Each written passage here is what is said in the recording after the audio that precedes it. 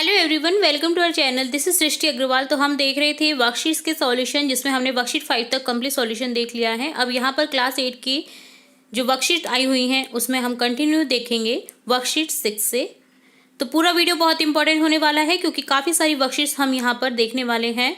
तो इसी तरह आप जुड़े रहिए एंड तक वीडियो में। सबसे पहले वर्कशीट 6 में क्वेश्चन है, see the pictures and answer the question using words given in the box. आपको कुछ पिक्चर्स दिखाई दे रहे हैं जो कि कोई ना कोई एक काम करने वाला है, ऑक्यूपेशन वाला है, जैसे painter, electrician, carpenter, gardener, banker, plumber, cobbler, barber, soldier. तो यहाँ पर आपको करेक्ट आंसर लिखना है। कुछ क्वेश्चन पूछे गए हैं और बॉक्स में फिल करना है उनके सामने। देखिए, who is working on the pole. देखिए यहाँ पर वर्किंग कौन कर रहा है पोल पर? इलेक्ट्रिशियन। तो यहाँ आंसर हो जाएगा electrician. Who is repairing the tap in the bathroom. Bathroom में टैप को रिपेयर कौन कर रहा है? प्लम्बर। तो यहाँ पर हो जाएगा प्लम्बर। देखिए पिक्चर में। नेक्स्ट है, who is gardening the nation. राष्ट्र की रक्षा कौन करता है? सोल्जर, सैनिक। तो यहाँ पर ऑप्शन करेक्ट कर देंगे, यहाँ पर सोल्जर। तो थर्ड जो पिक्चर है वो है सोल्जर की। नेक्स्ट है, who is cutting the hair. Hair कौन कट करता है? बार्बर। तो यहाँ पे देखिए हेयर कट करते हुए बार्बर को दिखाया गया है। तो इसी तरह यहाँ पर लिख देंगे barber. Who is taking the money at the bank. Bank में कौन लेता है मनी? बैंकर। तो यहाँ पर देखिए पिक्चर बैंकर की आप देख पा रहे हैं। तो ये हो गया बैंकर। ठीक है, तो यहाँ पर कुछ ऑक्यूपेशन हमें लिखने थे और अदर जो पिक्चर्स हैं उन्हें भी आप देख लीजिए कौन कौन है वो। जैसे कॉबलर है, मोची, जो जूते बनाने का काम करता है। इसी तरह से एक पेंटर है जो पेंट कर रहा है वॉल को। ठीक है, इसी तरह से जो पौधों में पानी दे रहा है वो है गार्डनर। ठीक है, इसी तरह से जो लोहार का काम करता है वो होता है लोहार। ठीक है, तो इसी तरह से आपको करेक्ट करने हैं सभी पिक्चर्स को देखते हुए इन आंसर्स को। तो ये हो गया वर्कशीट 6 का सॉल्यूशन डन। अब देखेंगे वर्कशीट 7, जिसमें right 5 to 10 sentences on the given picture with the help of the given words. आपको कोई 10 सेंटेंस लिखने हैं, 5 से 10 सेंटेंस लिखने हैं इस पिक्चर्स के थ्रू। जो जो आपको दिखाई दे रहा है, जो जो आप समझ पा रहे हैं, उनका यूज़ करते हुए, जो वर्ड्स दिए गए हैं यहाँ पर बॉक्स में, उनका यूज़ करते हुए आपको सेंटेंस लिखने हैं। ठीक है, तो सबसे पहले लिखेंगे, use dustbin to collect garbage and waste. Dustbin का यूज़ करना चाहिए कलेक्ट करने के लिए क्या? कचरा और ख़राब चीज़ों को। स्वच्छ भारत अभियान वॉज स्टार्टेड ऑन 2 अक्टूबर 2014। स्वच्छ भारत अभियान कब स्टार्ट हुआ था? 2 अक्टूबर 2014 को। Many workers are participate in this अभियान। बहुत सारे वर्कर्स इस अभियान में जुड़े हैं। Garbage van collects garbage every day. जो गार्बेज वैन आती हैं स्वच्छ भारत का इरादा, आपने नाम सुना होगा, इस कचरे वाली गाड़ी के थ्रू बोला जाता है, जो कि क्या करती है? कलेक्ट करती है गार्बेज यानी कचरे को प्रत्येक दिन। We should plant more trees and take care of them. हमें बहुत सारे प्लांट्स लगाने चाहिए अपने घर के आसपास, अपने घर की चारों दीवारी में, तो और उनका केयर भी करना चाहिए।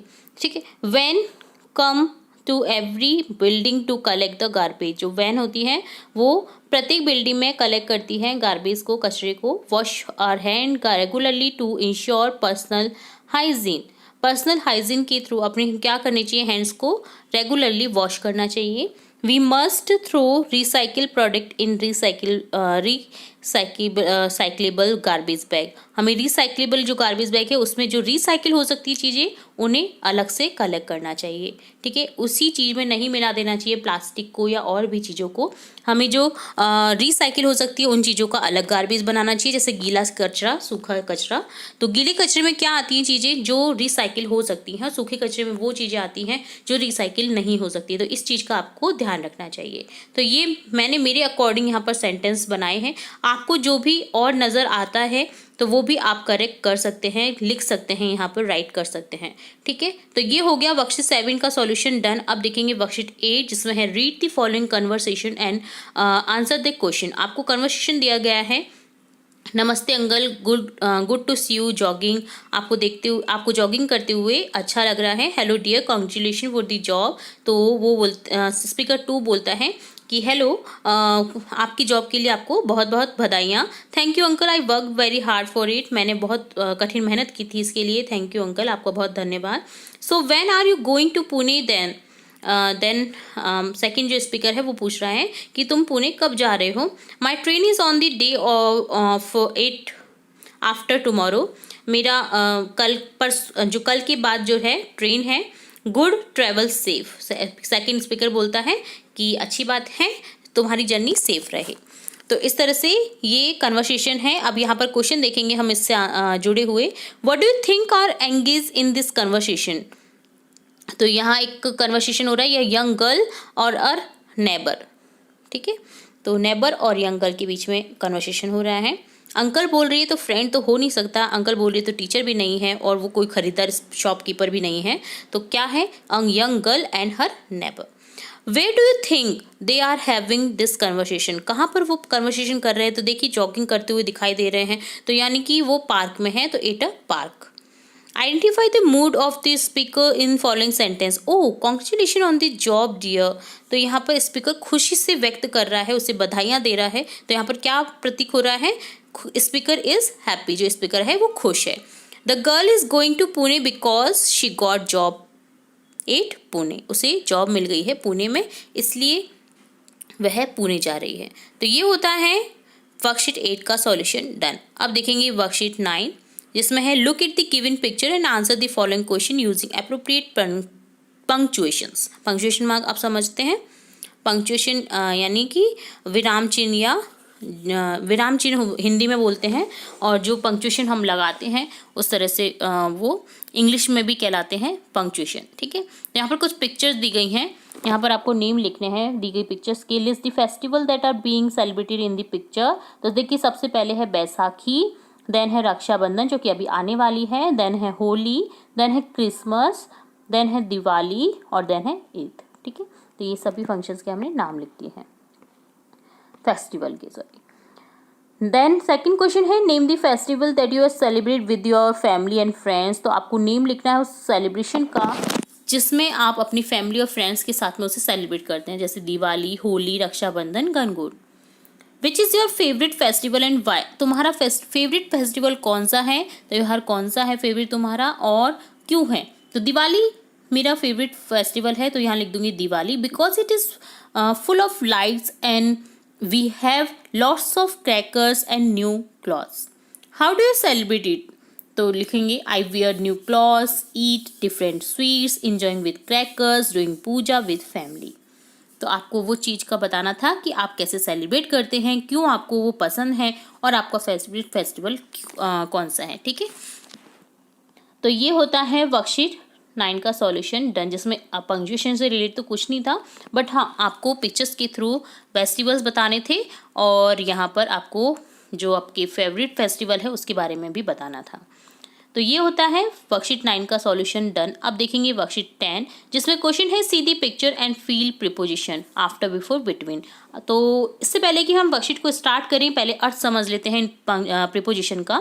आफ्टर का अर्थ होता है के पीछे या के बाद, बिफोर का अर्थ होता है के पहले या के से पहले, और के आगे भी हो सकता है, और बिटवीन का अर्थ होता है दो के बीच, ठीक है। तो यहाँ पर इस चीज़ का ध्यान रखते हुए हम इनका यूज़ करेंगे।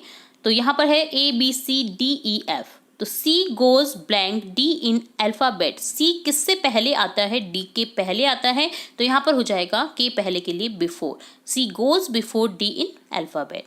देन है 5 6 7 8 9 10, 9 कम्स ब्लैंक 8। अब 9 कहाँ आता है, 8 के बाद आता है, के बाद के लिए यूज़ करेंगे आफ्टर, 9 कम्स आफ्टर 8। यहाँ पर देखिए एक चोर भाग रहा है, पीछे पुलिसमैन है, तो यहाँ पर के पीछे के लिए यूज़ करेंगे after. The policeman was running after the thief.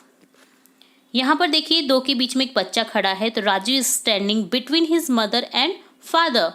Raju कहाँ पर खड़ा है, अपने माता और पिता के बीच। देन यहाँ पर वॉश होते हुए हैंड दिखाई दे रहे हैं। Wash your hands blank using the toilet, toilet का यूज़ करते हैं। ये टॉयलेट के यूज़ के बाद आपको क्या करना चाहिए, आपके हाथों को धोना चाहिए। तो के बाद के लिए लिख देंगे यहाँ पर आफ्टर।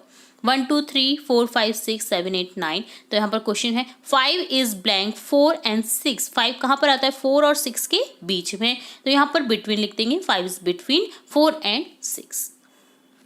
तो इस तरह से डन होता है वर्कशीट 10 का सॉल्यूशन। तो यहाँ पर हमने देखा वर्कशीट 10, 9, 8, 7, 6 के सॉल्यूशन। इससे आगे की वर्कशीट्स के नेक्स्ट पार्ट में हम लाएंगे वीडियोस। तो इसी तरह और भी इम्पोर्टेंट वीडियोस आपकी कक्षा से रिलेटेड देखने के लिए जुड़े रहे हमारे चैनल के साथ। वीडियो को पूरा देखने के लिए धन्यवाद।